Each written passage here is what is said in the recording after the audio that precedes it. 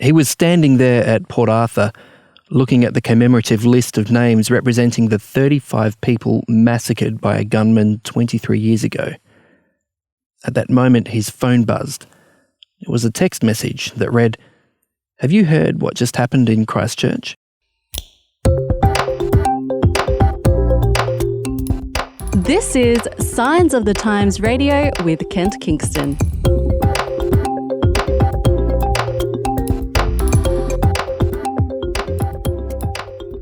Hey, welcome back to another week of Signs of the Times Radio. It's great to have you with us. My name is Kent Kingston, as our intro just told you, but just in case you missed it, I thought I'd tell you again.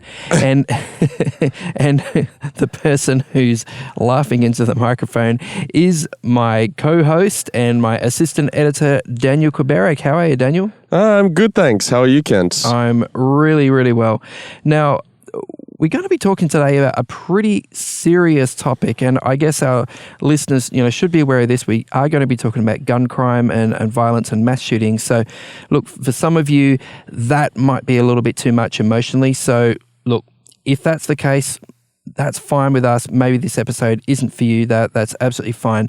But for the rest of us, I guess, you've been warned that we are going to be going to some pretty heavy territory. But I guess, Daniel, it starts with a more light sort of story, and that's our recent holiday down in Tasmania, which was, well, it wasn't a holiday, was it? It was a work trip, but we turned it into a holiday. It was a work trip, yeah. Anywhere is a holiday when you have the fun that you make for yourself, really. Love your attitude. So we were up in the north of the state, first of all at Burnie, did some great filming there, checked out the Spirit of Tasmania ferry. There are science magazines there, like 400 of them every month that passengers take, which is fantastic. That's right. And we got led on to the Spirit of Tasmania as well. Like you put in every single last connection that you had and managed to get us on there so we can have a look where our science magazines actually are. Well, the one single connection I had actually, but yeah, it worked. So that was pretty cool. And so once we'd done a bit of filming, we headed down to Hobart. So drove down right through the middle of the island, which was a pretty cool drive. I've got to say, wouldn't remember much of it because you were asleep for most of the time. But well, we stopped at one service station and they had like the best tasting protein balls I've ever had. So that was my highlight of that drive. There you go. Go to Tasmania. They have great protein balls. There's the tourism slogan from Daniel Kubarek. But yeah, we were headed for Hobart. But Daniel, you were keen to go to Port Arthur. I'd been to Hobart before, really loved it. I hadn't actually been to Port Arthur, but you were really keen to go there. I was feeling too cheap, didn't want to fork out for it. So I sort of hung out in the car park. But you went right into Port Arthur. You're a keen photographer. Tell us about that. Yeah, well, my mum prior to this trip was, sort of telling me, if you have the chance, please go to Port Arthur, because she'd been there on a holiday with my dad in 2005 and had these awesome recollections of the place. Sure. It's a very interesting place because it's so pretty. It's got these waterfront views, but also it's got this sort of sad history behind it because there's all these rundown buildings or whatever where convicts used to, work hard. It was hard labor. But then there's a whole other thing to it, which is the recent history, which was actually what interested me more when I went down there, which was the shooting that happened in 1996, where it was Australia's worst ever mass shooting. Those were sort of the reasons that I really wanted to visit it. And to be honest, they started us off with a tour guide and we started, walking around the grounds, which are pristinely maintained as far as the lawn goes and all these. So like beautiful green lawn and sort of stone buildings, like some sort of in ruins and like various states of repair. That's what I've seen from the photos. Is that pretty much sum it up? Yeah, that's right. And they even have these boat tours where you can jump on a boat and it's all part of your entry fee. And they take you out into the harbour area, and then you go around these little islands that surround Port Arthur. And on those islands, it's very interesting because they also used to send the convicts there. One of the little islands that's near the Port Arthur settlement is like a sort of a cemetery, and they were telling us how many grave sites there were on that little island. And it's just a number that's like, you just wonder, how do they fit that many on there? And you can see these old tombstones on there as your boat circles the little island and everything. It's pretty crazy. Okay.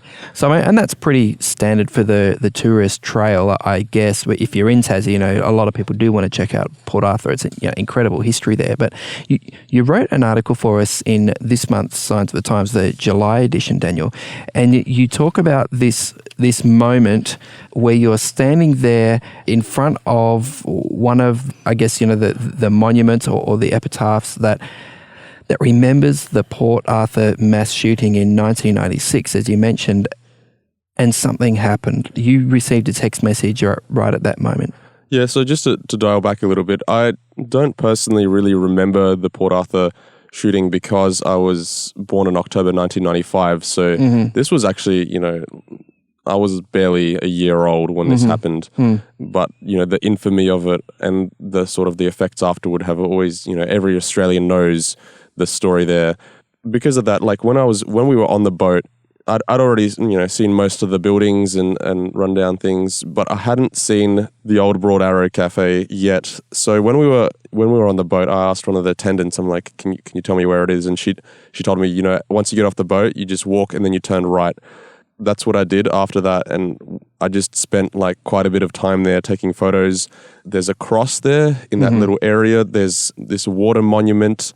There's obviously the Broad Arrow Cafe, which is the stone exterior now, and you can walk inside and just stand there and take it all in. So the Broad Arrow Cafe, Daniel, was one of the main sites where in 1996, 28th of April 1996, Martin Bryant actually came in with a gun. He shot a lot of people, but a lot of them were in or around the Broad Arrow Cafe. So that's sort of ground zero in some sense, isn't it? That's right. That's where the main bulk of the massacre started. Like Martin Bryant had already killed some people beforehand, but that's when he came in there, was calmly, sipping his tea, and then he pulled out his rifle and started firing into everyone at random.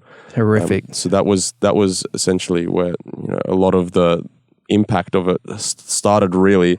So yeah, that area is now sort of a memorial site, and it was really sorrowful to just stand there because it's just really sad. I remember there was a bouquet of flowers that were just withered on the ground in front of the cross that had the names of all the people that were killed there that day. And it was just like 35 people. That's right. It summed up for me like this. It's so sad.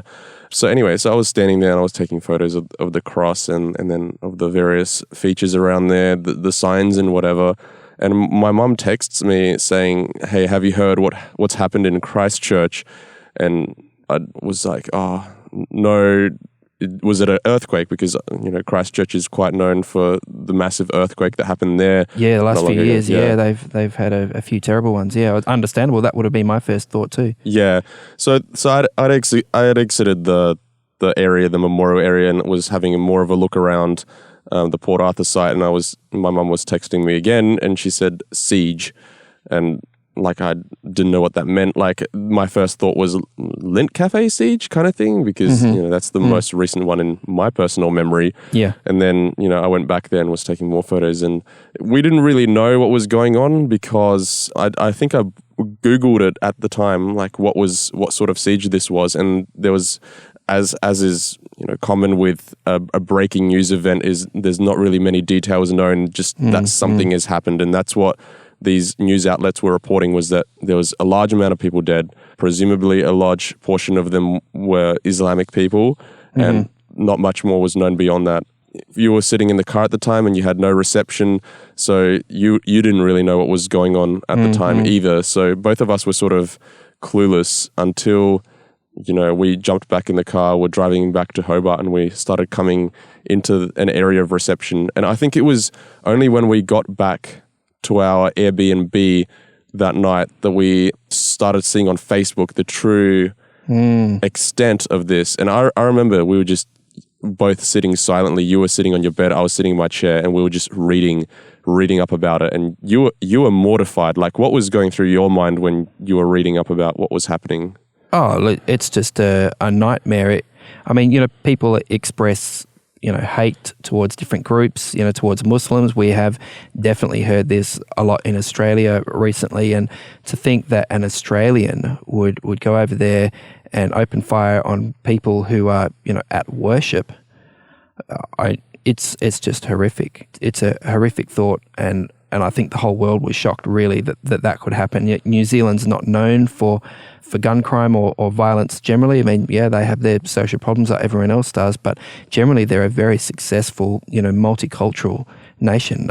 When you're there, you really sense that, wow, these people really respect the diversity that is around them, particularly their Indigenous people and other ethnic minorities. And for this to happen to a religious minority, it was just unthinkable. But I think, like, reading your article, the thing that sort of hits me is that you say, at the very moment that you were standing at the location of one of Australia's most horrific massacres, New Zealand was experiencing theirs. It's just not that it's all about you or anything, but it is a sort of a bit of a shocking coincidence, isn't it? Well, you have a personal connection to that place as well, because you were sort of meant to be there around that time. Can you just tell us that sort of story? Yeah, I mean, this is really weird, okay, because I got married, my wife and I got married in April 1996 on the 21st. Then we went off for a honeymoon.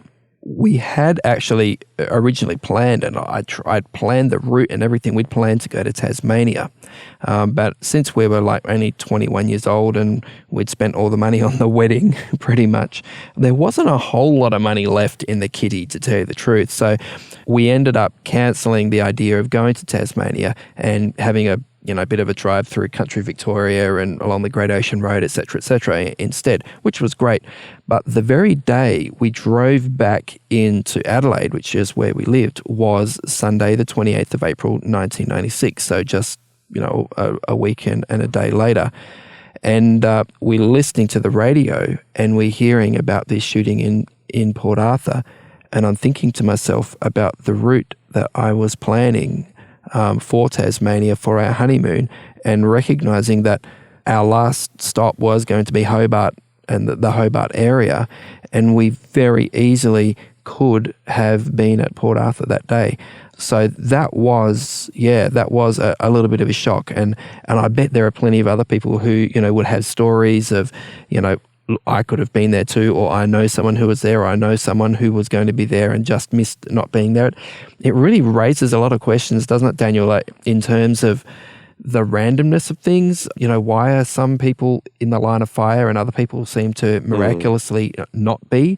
I don't know. Have you done much thinking about that? The what if question can drive you to some very sad places where you don't understand things. For me, the heinousness of killing someone is something that's incomprehensible, which is what I really wanted to delve into with this article, is to understand why someone would do something like that. And did you find that you did understand it in the end? Well, I think I understand better. I mean, it's still an incomprehensible thing, but we can sort of delve into a person's actions and who they are and whatever. So I think what's difficult to understand is how many shootings happen in the US. We live in a fairly safe country, Australia, because of the response that the government had towards the Port Arthur massacre, where there was a ban of semi-automatic rifles and all these sort of, hand in your weapons schemes that were all around the country. And there were a couple of mass shootings before that, Daniel. I mean, like you say, you were only born, in the year before the Port Arthur shooting. But I remember when I was growing up in Victoria, we had the Hoddle Street massacre, the Todd Street massacre. There were mass shootings that did happen, not on the scale of Port Arthur, but certainly, it was an issue. There were things that had happened in the lead up to that. You obviously know quite a bit about that, whereas all I've seen is what, I've lived through, and there have been shootings, and some of them have personally touched me. Like one of my friends in high school, a man with a gun invaded his house and killed his grandparents and his father and shot him in the neck. And that really hurt our school community. We were deeply impacted by that, and you just felt so much for the guy. It was just the most horrific thing you can ever imagine, really. But when I look at Port Arthur, and then I look at what happens in the United States now, and that the things that we see on a Port Arthur level are, continually happening in the United States, and then there's no real solution for them because of this sort of vehement adherence to the Second Amendment. It seems like almost a little bit of a hopeless case. Like you can't understand that, like, no matter how bad it gets, they just won't do anything about it. I mean, for their credit, there are certain measures that have been taken. For example, after the Las Vegas shooting, the bump stocks were banned, which, would prevent rifles being used in an automatic sense. Yeah. It sort of turns a semi-automatic into an automatic in some ways, doesn't it? Just because of the vibration and the bouncing back and forth of the weapon. Yeah, that's right. But, what Australia found and what New Zealand found is that semi-automatic rifles need to be banned because they deal a lot of damage very fast. And that has certainly been the focus of a lot of gun laws, and it was, again, the focus in New Zealand when they introduced, their gun laws just recently. But something that's interesting, though, is because of the scale of these horrific shootings, like particularly the Christchurch one more recently, when we had, just last month, we had 4 people killed and another one injured in Darwin. There was a guy went on a shooting spree there. But it seems that in some ways, if there's not a terrorist angle to the shooting, it's just, that's just normal crime, or, maybe this is someone who has a grudge, or maybe this is someone who's, suffering some sort of psychiatric delusion, and it's like, it's not really news. You know what I mean? It's sort of weird, isn't it? The unevenness in terms of the way that we respond to some of these shootings and some of these tragedies. I mean, from the people who have died, they're just as dead. And from their families who are mourning it and trying to make sense of it, it's just as horrific.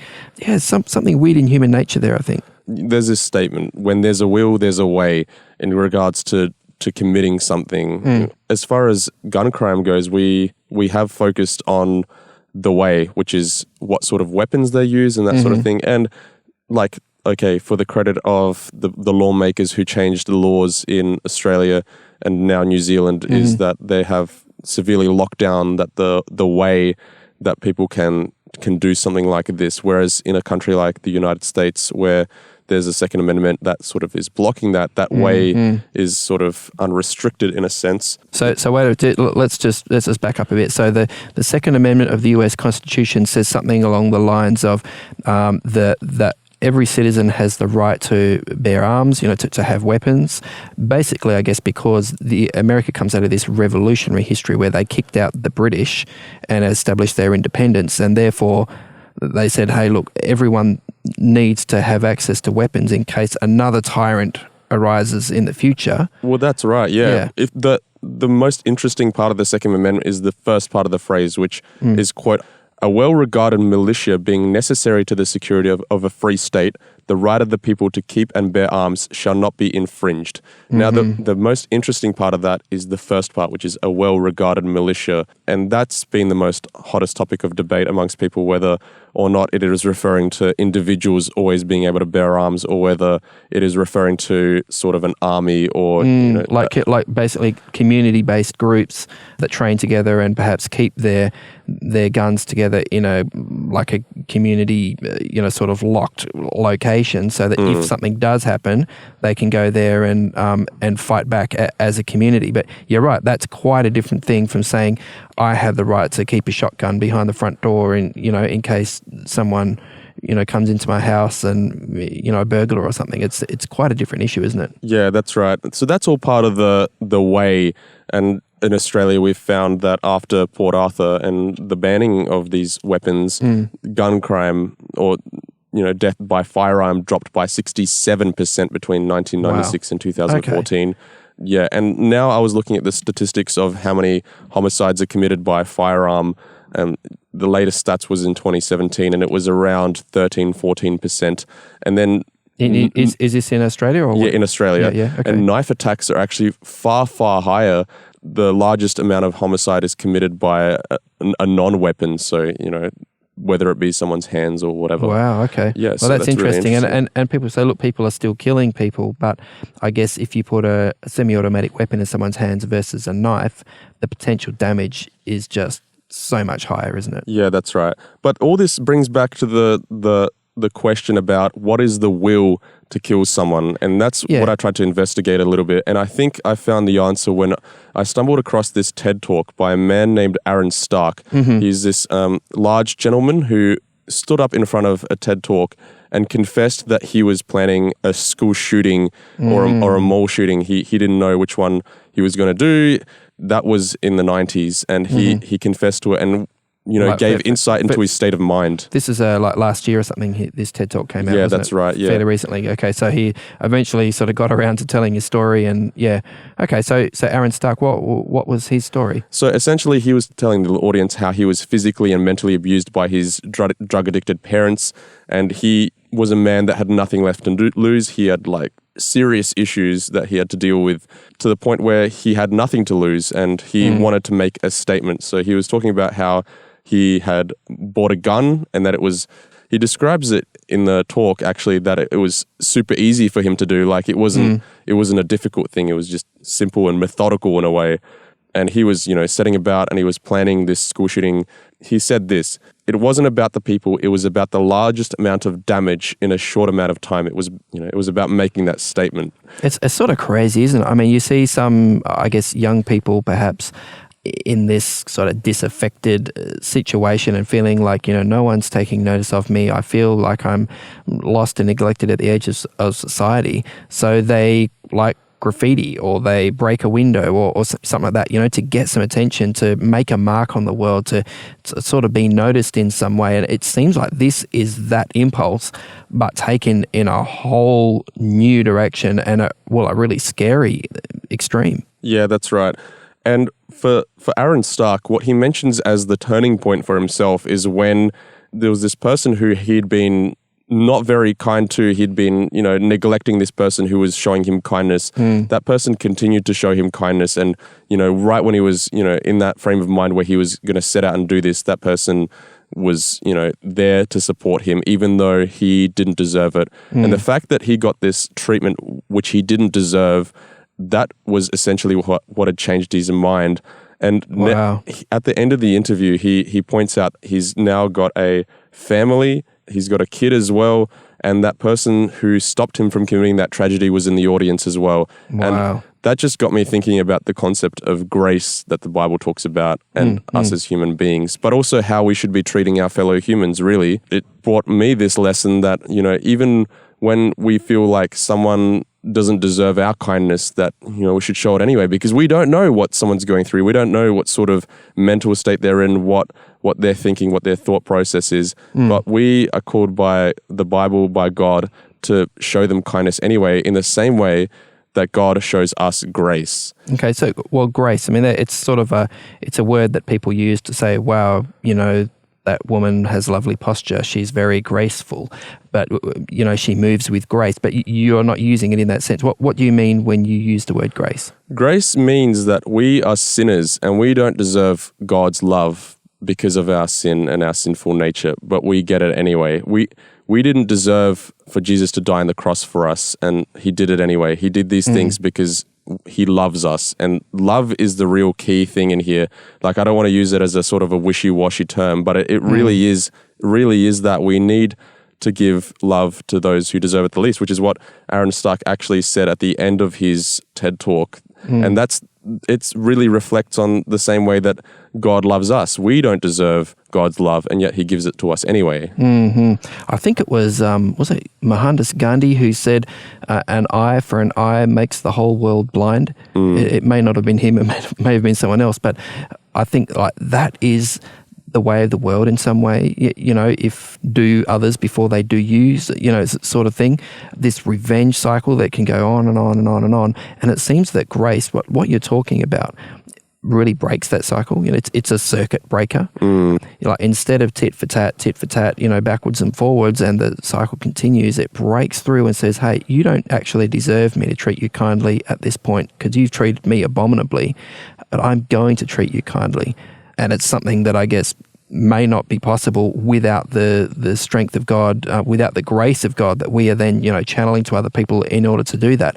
But it does seem to be an incredibly powerful thing that can really like change individuals, and I guess in doing so change the world. That's right. I think it's one of our really sad, sinful flaws. When we are hurt by someone, we take that out on other people who have nothing to do with the hurt that was inflicted onto us, but we just, we feel this thunder that we need to take out on someone else. And like, it's really hard when you're on the receiving end of that to then turn that around, or like to think about it and see through the act and then look at the person and say, this person has been hurt. He deserves love. He deserves kindness. But, we're not like that. We think in a retaliatory terms where we're like, okay, well, he's clearly just, angry at me. I'm going to be angry back at him. And it just starts this cycle of revenge that you were just talking about. Yeah. Oh, look, I think what you're saying is incredibly important and incredibly true, Daniel. I guess when I think about mass shootings, though, for me, it seems it's probably it simplifies things a little too much to sort of put all mass shootings in that category of, someone who's been mistreated, possibly abused as a child, and then sort of lashes out in revenge or hurt themselves. I mean, we might have seen that sort of thing like with the Columbine shooting, for example, the trench coat mafia. These were guys who were considered nerds and marginalized by the rest of the school community. Yeah, we do see those sorts of things. And I agree that with what you're saying in that sense that, hey, if we extend love towards people, if we show inclusion towards people, we can make all the difference. But then I look at the Christchurch shooter, and to me that's a completely different thing. This is someone who has this incredible hatred towards a religious minority and is, prepared just to do horrible things to act out that hatred. I think that's a different level. Or then we look at the Port Arthur shooter. Here's someone who is struggling with a combination of, borderline intellectual disability and mental illness as well. I mean, I used to work in probation and parole, and people talk, and I have spoken to people who have been like correctional officers at the Risdon prison in Tasmania, where he is kept, and that's the way they see it. He's not what we would call a normal person. He has problems, and it's horrific what he did.